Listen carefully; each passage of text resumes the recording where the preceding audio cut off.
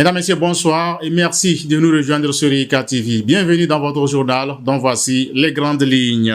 Signature d'une convention de partenariat entre l'Université de Kara et l'Association ouest-africaine du commerce transfrontalier des produits alimentaires, agro-silvopastoraux et halieutiques. À suivre également dans ce journal, formation à l'Université de Kara des acteurs des médias et du numérique du Togo et du Bénin sur les enjeux de l'intelligence artificielle. Encore une fois, bienvenue et merci de votre attention. L'Université de Kara poursuit son ouverture sur le monde socio-professionnel. Elle a scellé le 22 juillet 2026 une convention de partenariat avec l'Association ouest-africaine du commerce transfrontalier des produits alimentaires, agro-silvopastoraux et halieutiques. Le compte rendu avec Raoul Mozo et Modeste Dawat. Dans une dynamique résolument tournée vers l'intégration régionale et la valorisation du savoir au service du développement, l'Université de Kara poursuit l'élargissement de ses partenaires stratégiques. Le 22 juillet 2026, au campus Nord, elle a procédé à la signature d'une convention cadre avec l'Association ouest-africaine du commerce frontalier et des produits alimentaires, agro-silvopastoraux et halieutiques, AOCTA. Porté par une vision commune, cet accord traduit la volonté des deux institutions de rapprocher durablement les sphères académiques, scientifiques et professionnelles afin de produire des connaissances utiles, applicables et directement connectées aux réalités économiques de la sous-région. D'une durée de 3 ans renouvelable par tacite reconduction, cette convention accorde une attention particulière aux chaînes de valeur agro-pastorales et halieutiques, à la sécurité alimentaire et nutritionnelle, ainsi qu'aux exigences de qualité et de traçabilité des produits. Les différents points de cet accord nous réjouissent et nous espérons que l'Université de Kara, à travers les enseignants-chercheurs et les diplômés, pourront en synergie avec l'AOCTA avoir une familiarité avec le commerce transfrontalier utile au développement de notre pays. Pour finir, je voudrais adresser mes vives félicitations et remerciements à l'AOCTA pour le choix porté sur l'Université de Kara vers la jeunesse pour l'atteinte de ses objectifs. Forte de son réseau implanté dans 17 pays de l'Afrique de l'Ouest et du Sahel, l'AOCTA constitue pour l'Université de Kara un partenaire stratégique de premier plan, capable de renforcer son ouverture régionale et de consolider les liens entre production scientifique et pratique professionnelle. Nous sommes convaincus que ce partenariat va sans doute apporter une plus-value en ce qui concerne la perception du commerce transfrontalier en termes de contribution pour les différentes économies, non seulement au Togo, mais partout ailleurs dans toute la région. Également, cette convention pourra servir de pont entre, bien entendu, les universitaires, je vais parler des étudiants et des étudiantes que vous formez, avec la connaissance de l'environnement du commerce transfrontalier en Afrique de l'Ouest en termes de protocoles et de règlements. À travers cette convention, l'Université de Kara confirme son positionnement en tant qu'institution académique engagée au service de l'innovation, de l'intégration régionale et du développement durable. De Kara, direction Guinée. Les phases finales des comités consultatifs interafricains CCI et de la 48e session du comité consultatif général CCG du Conseil africain et malgache pour l'enseignement supérieur CAMES se sont déroulées du 29 au 31 juin 2026 à Djibloho, en Guinée équatoriale. À ces assises académiques, la présidente de l'Université de Kara, professeur Prina Muhuzu, a représenté les président des deux universités publiques du Togo et a pris part aux travaux consacrés à la validation des délibérations des comités techniques spécialisés CTS. Lors de cette session, la présidente de l'Université de Kara a été élevée au grade d'officier des palmes académiques et admise dans l'ordre international des palmes académiques OIPA du CAMES. Avec cette distinction, professeur Prina Muhuzu devient la première femme togolaise à intégré le conseil de l'OIPA CAMES, un organe chargé de témoigner la reconnaissance de l'institution panafricaine aux acteurs qui participent à son rayonnement et au progrès des systèmes africains d'éducation et de formation. Cette reconnaissance vient consacrer son parcours et son engagement en faveur de l'excellence académique ainsi que du rayonnement de l'enseignement supérieur togolais et africain.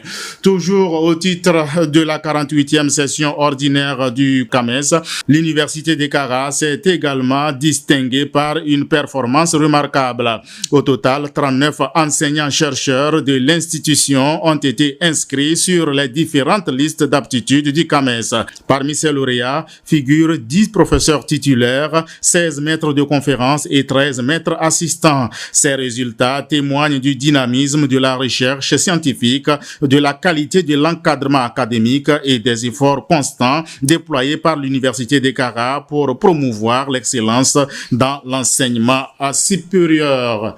Autre chose, les acteurs des médias et du numérique du Bénin et du Togo étaient en atelier de formation du 4 au 6 août 2026 à l'Université de Kara. Cette rencontre vise à les outiller sur les enjeux de l'intelligence artificielle et de la désinformation. Jean Patika, Fortuné Kouya au reportage.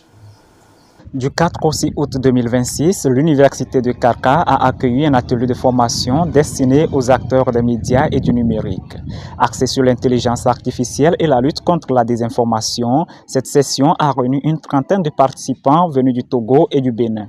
L'activité a été co-organisée par American Center de Cotonou et les American Corners des universités de Parakou et de Kara. Vous savez que l'une des missions de l'Université de Kara est le service à la communauté et pour nous, tout ce qui peut être utilisé pour protéger la communauté dans laquelle nous vivons et bien au-delà, aider cette communauté à mieux se développer reste une préoccupation majeure. Et donc, c'est aussi pour cette raison que cette formation a été jugée importante par Madame la Présidente de l'Université de Kara. Pendant 3 jours, des créateurs de contenu, journalistes et entrepreneurs du Togo et du Bénin ont été outillés à la bonne utilisation d'outils d'intelligence artificielle américaine et à leur application dans leur domaine d'activité. Les sessions ont également porté sur la mésinformation et la désinformation. En présentiel comme en ligne, les formateurs ont alterné exposés et exercices pratiques afin de permettre aux participants de renforcer leurs compétences et de mieux intégrer ces outils dans l'exercice de leur métier. Nous avons animé une communication sur l'écosystème des intelligences artificielles américaines. L'objectif, c'était de montrer la diversité et la pluralité des outils en lien avec l'intelligence artificielle aujourd'hui et surtout la particularité des IA américaines.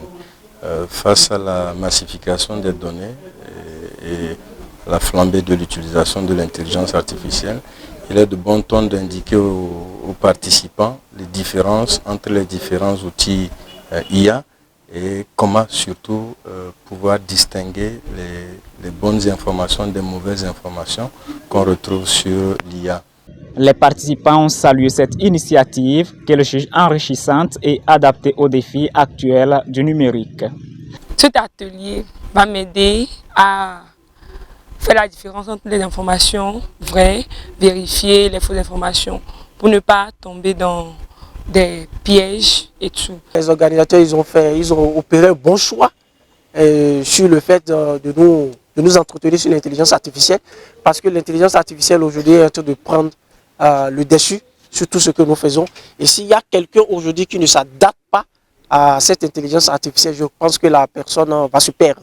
Cette formation, marquée par des échanges entre formateurs, participants togolais et béninois, a pris fin hier. Les bénéficiaires repartent avec des compétences renforcées en intelligence artificielle, en vérification de l'information et bien d'autres. La fin de l'année académique 2025-2026 a sonné à l'Université de Kara. À cet effet, la faculté des lettres et sciences humaines a marqué une halte pour dresser le bilan de ses activités. C'était le 29 juillet 2026. Judith Boltam, Ukoba, Raoul Mouzou, reportage. Faire le point sur les réalisations de l'année écoulée et préparer les prochaines étapes, c'était l'objectif du conseil annuel de la faculté des lettres et sciences humaines de l'université de Kara, tenu le 29 juillet 2026. Cette session de travail, présidée par le doyen de la flèche, professeur Padabok Adouza, a mobilisé les responsables de la faculté, les enseignants-chercheurs, le personnel administratif et technique ainsi que les délégués des étudiants. Au cours des travaux, les différents responsables ont passé en revue les activités menées durant l'année académique. Pour ce qui est du bilan pédagogique, qui est le plus important parce que dans les facultés, ce que nous faisons, c'est plus les enseignements, les évaluations et les résultats. Nous avons bouclé entièrement le semestre Harmattan. Le semestre Mousson, toutes les unités d'enseignement sont évaluées, les copies sont corrigées et des résultats seront donnés aujourd'hui même ou d'ici demain dans certains départements. Les conclusions de cette rencontre traduisent la volonté de la flèche de capitaliser sur les acquis enregistrés et de poursuivre les réformes visant à renforcer la qualité de ces formations et de ces services au bénéfice de toute la communauté universitaire. Toujours dans le cadre des activités de fin d'année, le laboratoire littérature, langue et développement a tenu une rencontre bilan le 30 juillet 2026 au campus sud. Le point avec Thérèse Diapiong et Raoul Mouzou. En vue de dresser le bilan des activités scientifiques menées au cours de l'année académique 2025-2026, le laboratoire Langue, Littérature et Développement LALT a tenu une rencontre bilan le 30 juillet 2026 au campus sud. Cette activité s'est déroulée en présence du directeur du dit laboratoire, Dr Mimbouab Bakba, ainsi que les membres de son équipe. Cette séance a été marquée par la présentation du bilan des activités menées au cours de l'année académique 2025-2026. Nous nous sommes rendus compte qu'on a effectué beaucoup d'activités au cours de cette année, notamment 2 colloques au cours de cette année. La première, c'est un colloque hommage à Madame Cassan et le deuxième colloque, c'est sur le discours de haine. Au cours de l'année qui va arriver, nous allons renforcer la formation de nos doctorants et de nos masterants. Le fait d'appartenir à un laboratoire LALD, c'est-à-dire que le laboratoire LALD, c'est vraiment bénéfique pour nous les étudiants, précisément les doctorants, masterants, y compris aussi les licenciés. Ça permet aussi de pouvoir rédiger, d'avoir des outils de rédaction, des thèses, des mémoires, des articles. Voilà. Et ensemble aussi de rentrer dans le monde littéraire, scientifique, et de découvrir aussi beaucoup de choses, des rouages qui sont cachés dans la chose littéraire. Dans cette même dynamique, un programme prévisionnel des activités futures a été élaboré, ouvrant ainsi la voie à de nouvelles initiatives scientifiques pour l'année académique 2026-2027. Enfin, l'entrepreneuriat des jeunes était également à l'honneur à l'Université de Kara. Le 24 juillet 2026, l'International Youth Fellowship a procédé au lancement de son programme Youthpreneur, une initiative destinée à promouvoir l'esprit entrepreneurial au sein de la communauté estudiantine. Le compte rendu avec Hugues Koba et Raoul Mouzou. L'Agora 21 janvier 2004 du campus sud de l'Université de Kara a accueilli le 24 juillet 2026 la cérémonie de lancement du programme Youthpreneur, une initiative de l'International Youth Fellowship (IYF) destinée à promouvoir l'entrepreneuriat au sein de la communauté estudiantine. La cérémonie a été présidée par le Dr Essona Mbini, maître de conférence, représentant la présidente de l'Université de Kara en présence de plusieurs autres responsables universitaires, des partenaires et de nombreux étudiants venus découvrir ce nouveau dispositif d'accompagnement. Cette cérémonie d'aujourd'hui recoupe véritablement les préoccupations de l'université par le fait que ça nous donne, par le Mind Education, une nouvelle vision sur l'entrepreneuriat qui se base sur notre capacité à sortir de nos zones de confort. Parce qu'il s'agit véritablement pour entreprendre de penser les défis et les problèmes comme des opportunités. Prenant la parole à cette occasion, le responsable du programme Youthpreneur a présenté les ambitions de cette initiative ainsi que les opportunités qu'elle offre aux étudiants désireux de développer leur esprit d'entrepreneuriat. Nous avons remarqué qu'aujourd'hui, il y a beaucoup de jeunes également qui ont cette vision, cette ambition d'entrepreneuriat, mais il manque d'outils, il manque de vision. L'objectif aujourd'hui, c'est de pouvoir mobiliser également les étudiants de l'Université de Kara. Ils sont intéressés par le programme et de pouvoir les enregistrer, pour pouvoir participer librement, profiter de tout ce qui est mis en place pour eux dans ce programme. À l'issue de la cérémonie, plusieurs étudiants ont exprimé leur satisfaction d'avoir participé au lancement d'un tel programme. J'ai appris dans un premier temps que l'image de notre vie vient spécialement de ce que nous avons sur le cœur et qu'il est important en tant que jeunes et étudiants de sortir de notre zone de confort et d'apprendre d'autres facettes de la vie, plus spécialement dans l'entrepreneuriat.